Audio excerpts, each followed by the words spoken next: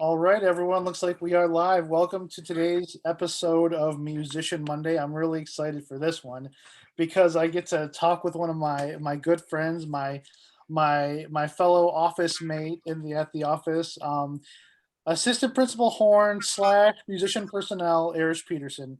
Erich, thanks for being here. My pleasure. Thanks for having me, Corey. Looking forward to it. I'm so excited. It's very cool because I feel like of the people who I've interviewed so far, I probably know you the most, only because I see you when the office is in full swing. I see you every day, and we usually chat and have a good time. So yeah, it's really great to have you here.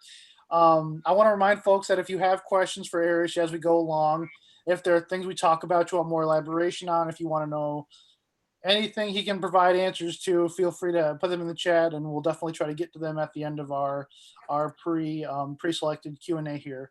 So let's start off with the very first question I ask everyone, and that's, how long have you been in the orchestra? So I started in the orchestra in 2004. In the spring of 2004, I came from the national tour of Les Mis. I was on tour with that show for on and off for 6 years prior to being in the orchestra. And then for 3 years, I was just a member of the horn section. Not just, but I was a member of the horn section. And then in 2007, I decided to apply for the job of orchestra personnel manager. And so I've had both positions from then to now. Very, very cool. Yeah, you've been here for a good amount of time, and it's very interesting for you too because you're the first person that I've interviewed so far in this series that is a musician on stage, but also somebody who works in the office with us. So you have a very unique perspective on how you understand both sides of the coin, both the administrative and the creative end of it. Um, but let's talk about your instrument, the horn. What made you choose your instrument? We can also probably talk about like what are some moments in your life that led to you getting to where you are now.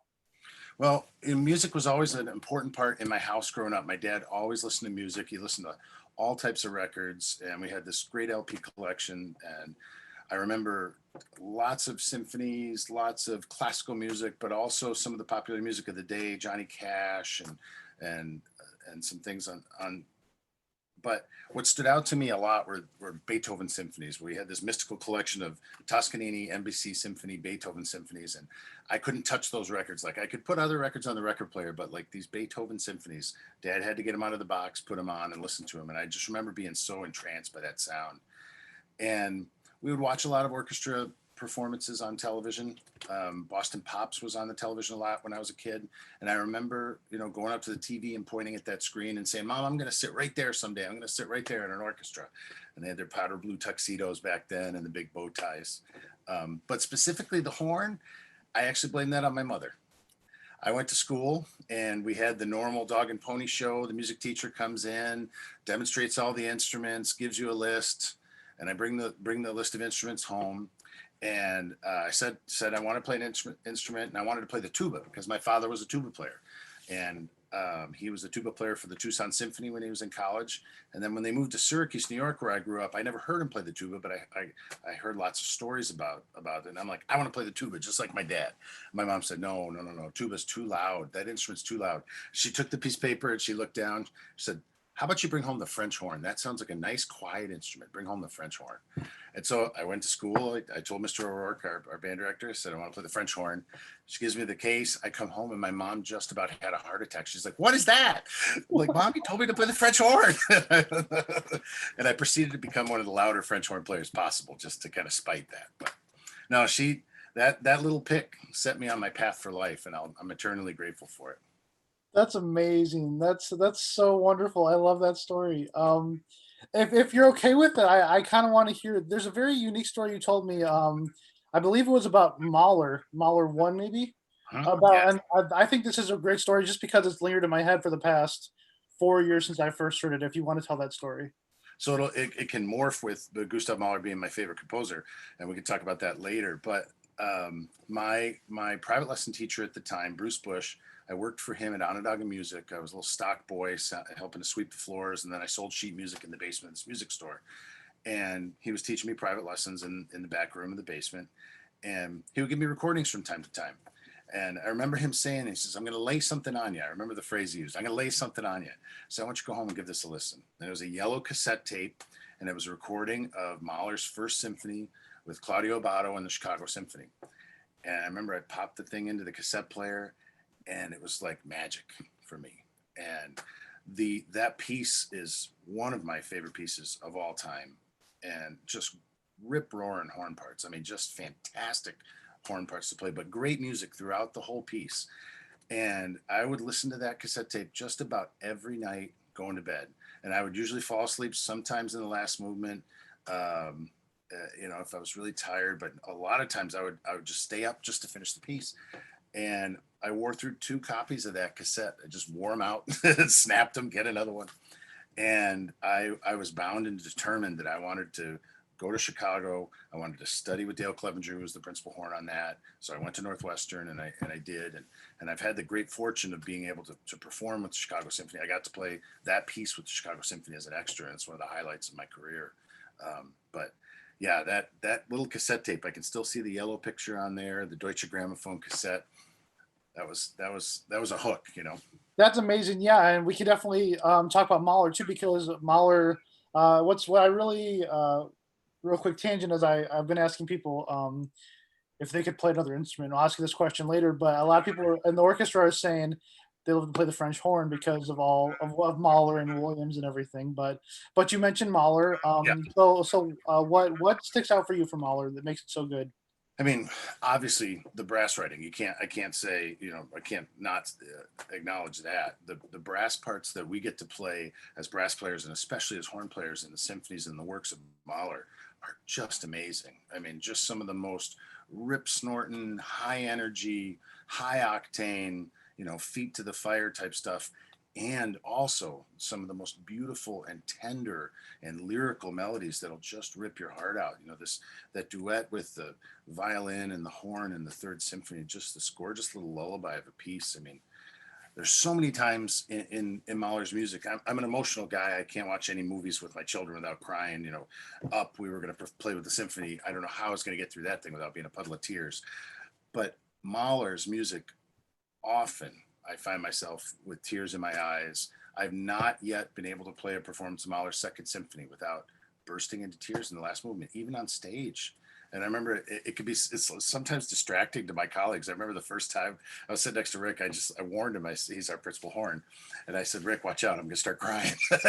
He's like, why, are you okay? I'm like, I'm fine. It's all good. But yeah, the, the symphonies of Mahler, I love that we get to do, typically one a year. And I was really bummed that we didn't get to do the second. That's my all-time favorite symphony of all time. Yeah, number two is so good. That was when I my first year here with the symphony. We did it, and that was an experience because for me, I'm not classically trained. I kind of came into it with love of music, but not necessarily knowledge of music. So I'm still everything is kind of for me still very much brand new. But Mahler two is one that just like you couldn't help but feel emotional Yeah. experiencing it, and that's great.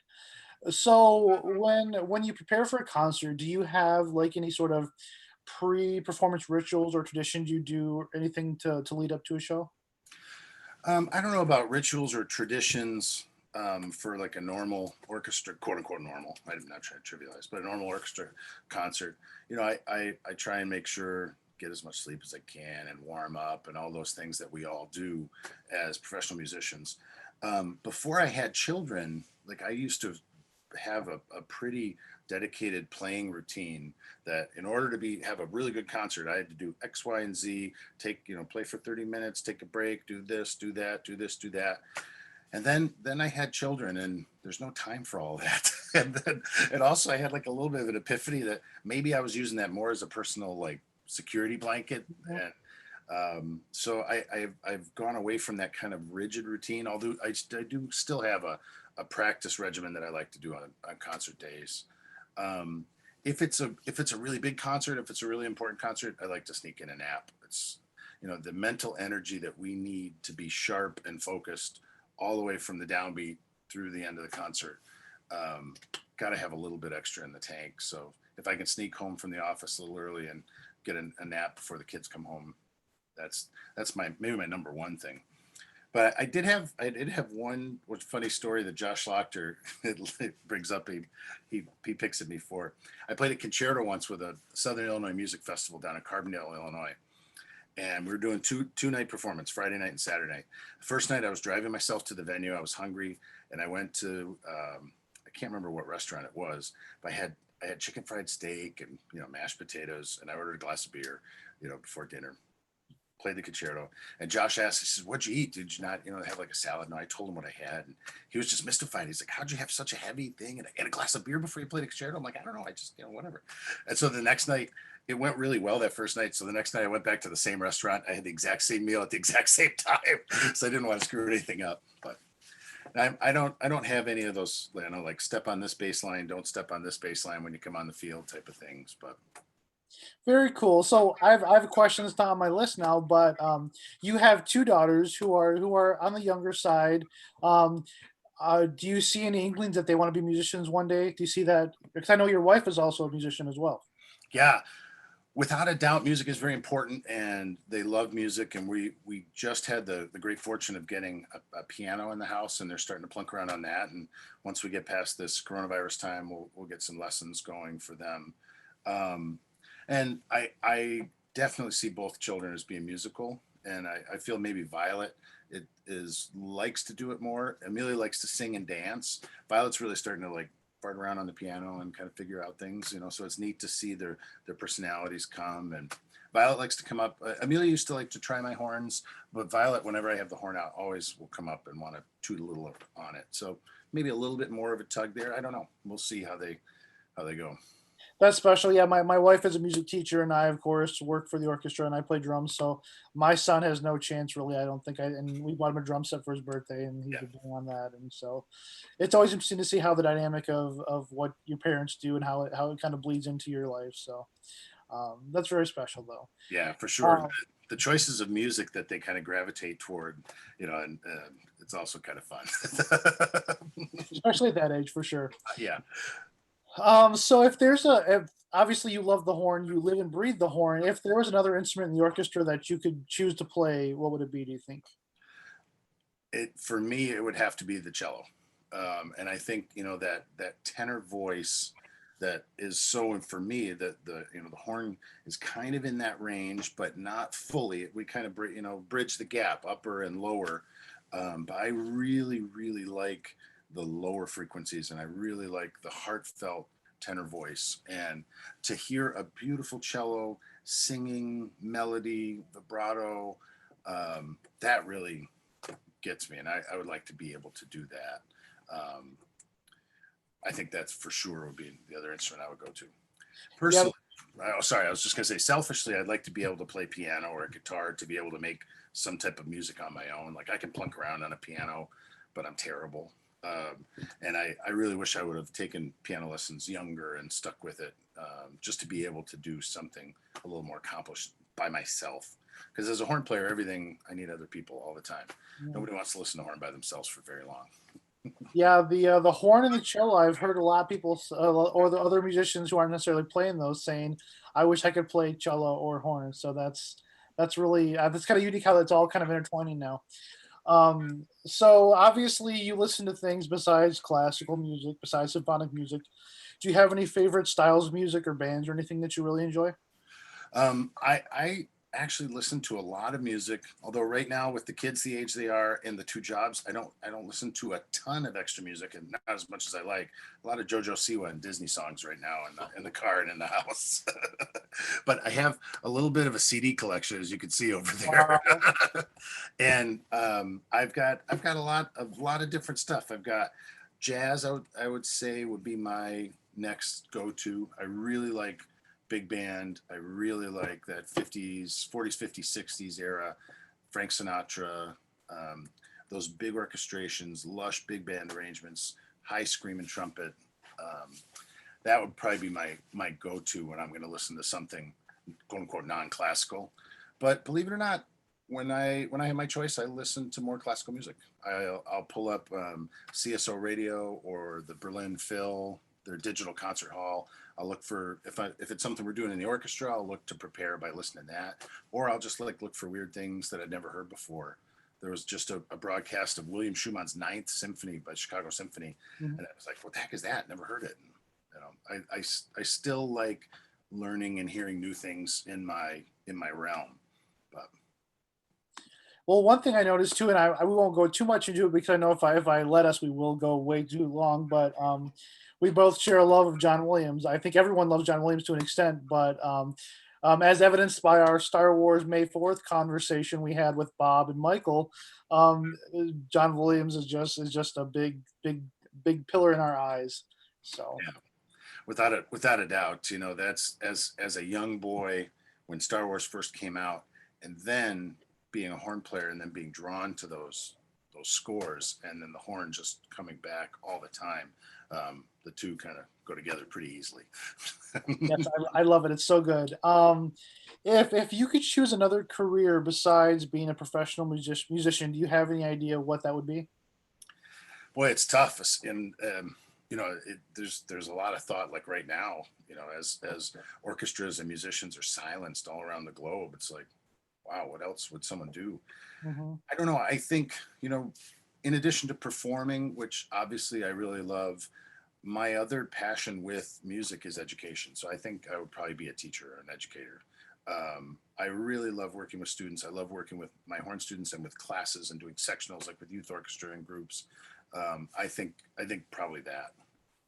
I've noticed that about you too. I was going to mention that I've noticed just the passion you have for your students, the Mosaic Scholar students I've known who've worked with you, and then seeing you do like the in school groups with the horn set with the brass section. I mean, there's a passion for educating and getting that next generation of musicians there, and I think that's really special. So I like it a lot. Thanks. It's fun. It's a really important part of my job, and being able to see that spark in someone's eye when it's like, wow, this is exciting, this is cool, and making that connection from music to other people. Connections are the thing, but when you're able to do that with a child, that's really really special. I love that. Yeah, and I've mentioned this before in other interviews, but music is such an emotional outpouring too. I mean, so to be able to connect on that level, because you really are giving a part of yourself in such a significant way when you create art, and to have someone not only receive that, but to have somebody, a child who gets that spark, who's inspired by it, most definitely, that's really special. Do you have any hidden talents, any special skills, traits, anything that we might not know about? I don't know about hidden because I'm pretty vocal about some of them, but no, I right now, and it's especially good during pandemic times. I've been focusing a lot of extra spare energy to extremely large jigsaw puzzles and Hmm. extremely complicated jigsaw puzzles. I've got a couple that are in progress. I've got a 40,000 piece Disney puzzle that I'm about 60% done with in sections. And we started another kind of 18,000 piece Disney one that has all the Disney characters playing instruments in the orchestra on the Well, that's stage. cool. So we're kind of going between those two. But I really enjoy puzzles of all types. I like to do them and solve them. And also, I've dabbled a little bit in making crosswords and some other puzzles. Um, and then my other passion that, especially since I've had kids that I've not been able to get out as much and enjoy, but is bird watching. And when I was out on the road with Les Mis, the other horn player introduced me to this whole outdoor world of birds and bird songs and just the beauty and coolness that there is out there in the trees. And all you have to do is look and listen, and you find these things. So I do know a good deal of bird songs, and I'm able to identify some, not nearly as much as my friends that are the true experts, but it's kind of fun. I'll get the occasional picture of a random hawk from when Tony in the office sometimes, or some other friends are like, hey, what is this bird? Like a juvenile hawk. And so it's kind of neat to help people puzzle those things out when they see them. But That's wonderful. Yeah. And we're okay, folks. We're getting towards the end of the interview. If you have questions, feel free to ask them in the chat. And we'll definitely try to get to them at the end of this session here. But we're getting down to the last few questions. Obviously, you just mentioned the passion for bird watching and puzzles. Um, are there anything else that you're doing right now to kind of keep yourself centered during quarantine? I spend a lot of time with the girls. It's it's been great, to look at it in a positive light. There's been a lot of extra time with the family that we've had right now, and we've been able to have every dinner since March together as a family, and Sarah and I have been able to put our girls to bed every single night, which doesn't sound like a big deal to normal people, but to those of us that work on Friday and Saturday nights and have rehearsals on Tuesday, Wednesday, and Thursday, it's a huge deal. And that's been really meaningful. It's been a very stressful time, right, for the world and for all of us. But we've been trying to focus a little bit on that, and we've been having a lot of movie nights and movie days sometimes, and playing a lot of board games, and we're doing fun stuff with the family. That's what we've been trying to make our focus.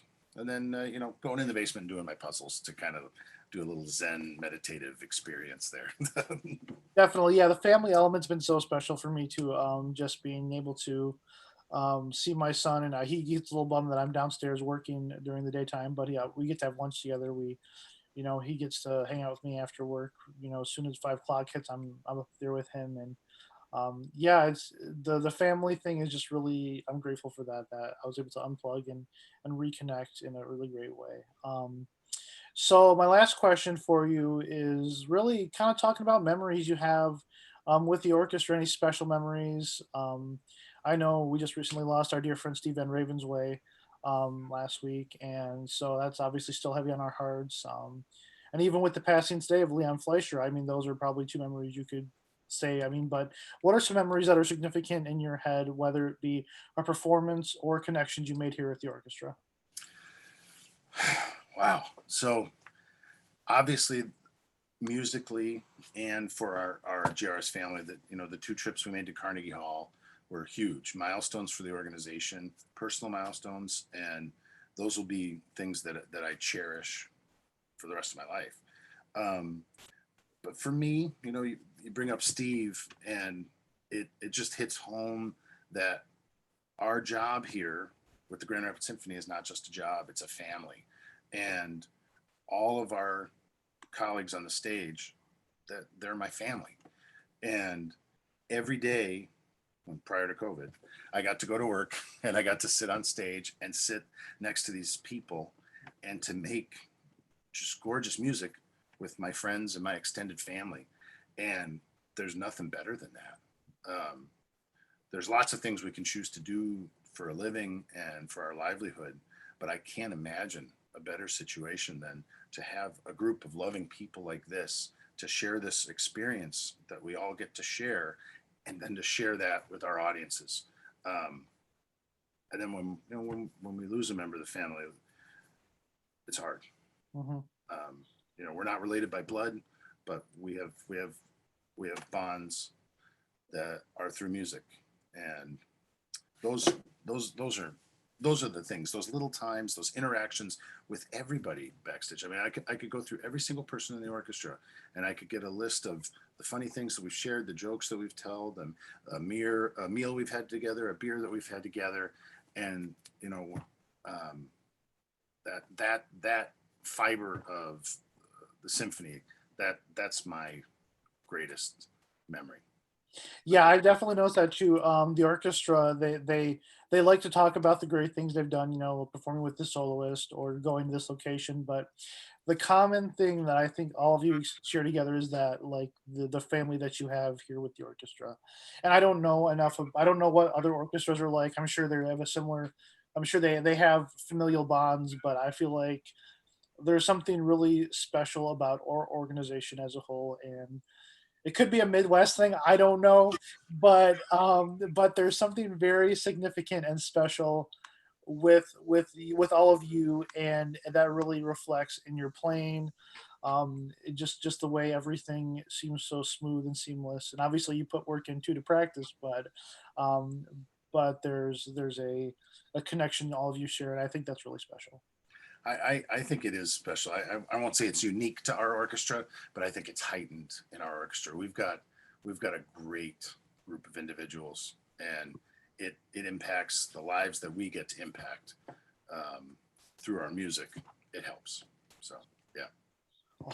All right, Erich. Well, we're all done now. Sorry, I didn't want to bring you too down too much. You know, but I love getting to hang out with you and talk with you and share stories. And thank you so much for doing this today. It's been great to talk to you.